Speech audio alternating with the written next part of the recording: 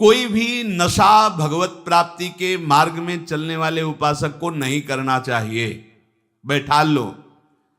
आजकल ये भी बहुत सूक्ष्मता से साधन मार्ग वालों को गिराने के लिए प्रवेश कर गया है कि थोड़ी सी भांग खा लो बस भगवदानंद में डूब जाओगे, या एक दो चिलम फूंक लो, या अमुक अमुक अमुक। हम प्रणाम करते हैं, जो ऐसा करते हैं सिद्ध महापुरुष होंगे उनको हम प्रणाम करते हैं, पर अपने कच्चे साधकों के लिए या भगवत प्राप्ति के लक्ष्य वालों के लिए हमें कहीं शास्त्र में आज तक नहीं लिखा, कहीं ऐसा नहीं मिला। कुछ लोग उदाहरण देते हैं कि भगवान शंकर भी भांग खाते हैं। भगवान शंकर भांग खाते नहीं, पीते हैं, हलाहल जहर पीते हैं। जगत की रक्षा के लिए समुद्र मंथन में निकला हुआ हलाहल जहर पिया। तुम एक धतूरे का फल खा के दिखाओ तो तुम्हें माने उनकी समानता कर सकते हो। जगत रक्षा के लिए भगवान, और यहां से नीचे उतरने नहीं दिया है। यही है नीलकंठ।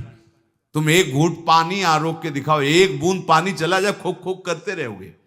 पूरा हलाहल जहर समुद्र मंथन का यह आरोक लिया है, इसलिए नीलकंठ भगवान उनको कहा गया।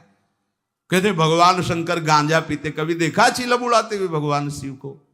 अरे भाई समझो, उस भगवान हैं, वो जगत मंगल के लिए सब किए हैं। वो कोई ऐसा नहीं कि थोड़ा भांग खा के कैलाश। भांग का नशा कितनी मिनट रहता है? बहुत 24 घंटे,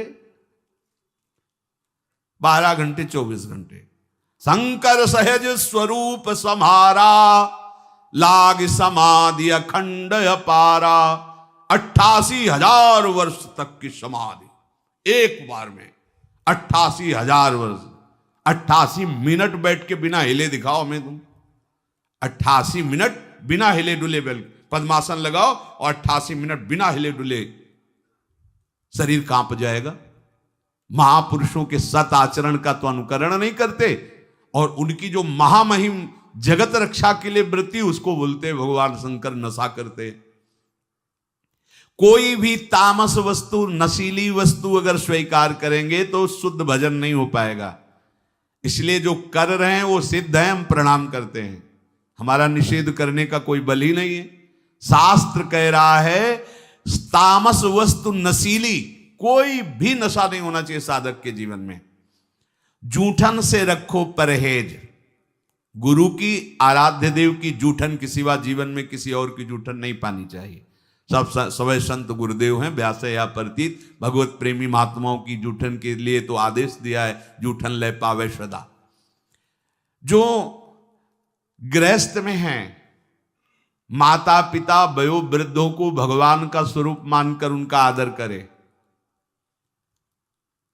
बड़ा क्रूर स्वभाव होता जा रहा है। नवयुवक जन है, अपने वृद्ध माता पिता को कटु वचन बोलते हैं, यहां तक कि उनके ऊपर हाथ भी छोड़ देते हैं, मारने पीटने तक पर। सोचो तुम्हारी गति क्या होगी।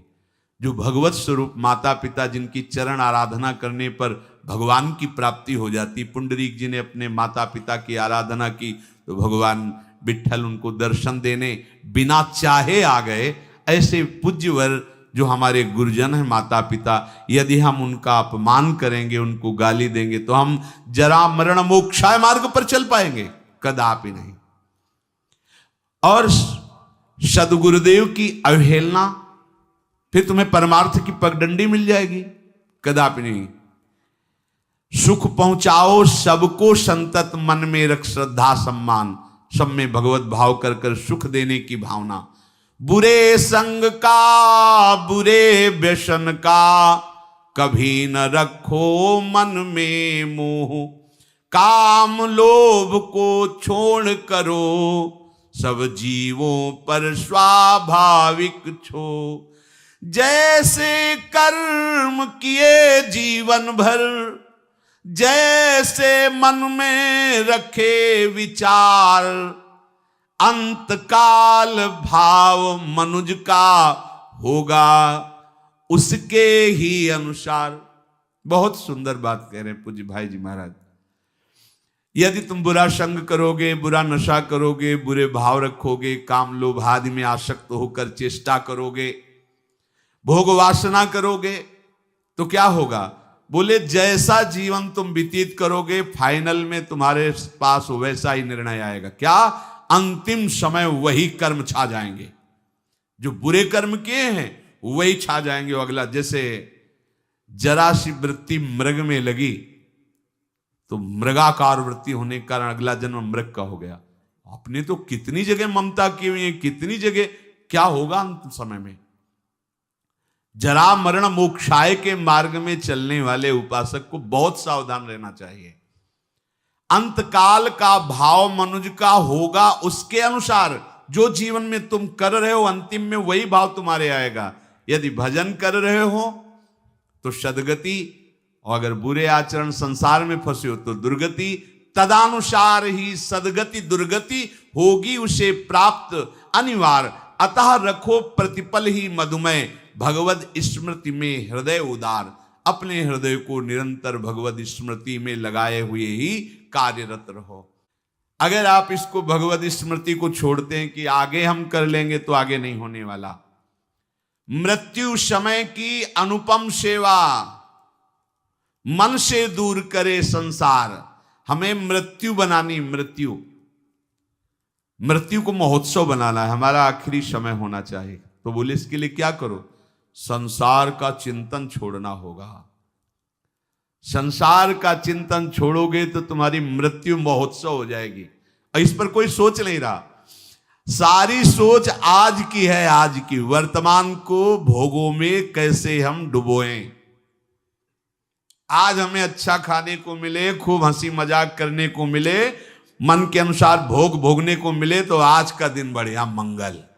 कल क्या होगा देखा जाएगा। यह है मूढ़ता। उपासक क्या सोचता है? मेरा अंतिम समय बढ़िया जाए। क्या?